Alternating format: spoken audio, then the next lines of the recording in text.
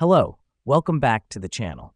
Today, we're diving right into how to use ClickUp's dependency warnings effectively. This is your complete guide for 2025. Let's kick things off by first understanding what dependency warnings are. In ClickUp, dependency warnings help you understand the relationship between tasks, especially when one task depends on another. This helps us because it ensures the smooth and logical progression of our project tasks. First off, you'll need to set up dependencies between your tasks. To do this, open a task, and under the Dependencies section, click Add Dependency. Then select the task it depends on. The reason we do this is to establish a clear structure and workflow for our projects. Now that we've done that, let's move on to enabling dependency warnings. Navigate to your ClickUp settings.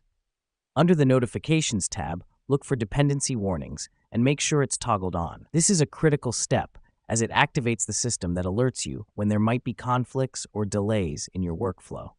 Next up, let's talk about how to respond to these warnings. When you receive a dependency warning, ClickUp will highlight the dependent tasks in red. This is your cue to reassess your project timeline or task assignments. This helps us because it allows us to proactively manage potential roadblocks and keep our projects on track. Before we wrap up, let me explain why this matters.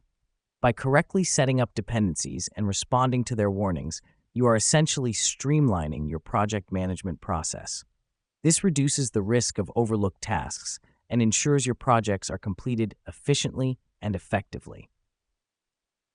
And there you have it, a quick but comprehensive guide on how to use ClickUp's dependency warnings effectively. Remember, it's all about planning, setting up, enabling, and responding to these warnings. By mastering this, you're on your way to becoming a ClickUp pro. Thanks for watching, stay organized, and see you in the next tutorial.